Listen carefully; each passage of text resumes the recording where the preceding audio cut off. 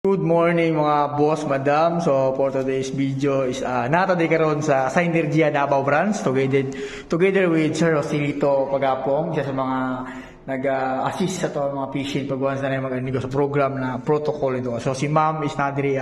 So Sir Jose, pwede nyo ma-paralyze ma'am? Yes, Rosilito Pagapong, Dr. Wakwak ng Kalinan. Yun, no? Matlog mo tanaan sa mga pinasaanak. Yung lupa na tanaan mo. No, siya organic. Ma'am, pangalan ganyan ma'am? Terry. Ma'am, Terry, tagasa. Yes. Lasang. You know, so ang problem mo ma'am is about sa ovarian problem. So nag-abe si ma'am sa guidelines kaya naka-attend siya nag-health forum ito ka-atoy. Muna yan, ginakuha na 1 week program muna. So, tagaan niya guras panahon o budget ang iyang kalawasan. Health is wealth. Okay ma'am? So si ma'am, hindi na kayo masulti sa Sige na kayo masulti.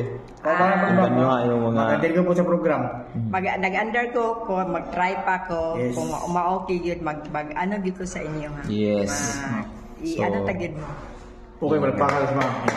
So, thank you for watching. Bye-bye. Okay ma'am. Yun, no?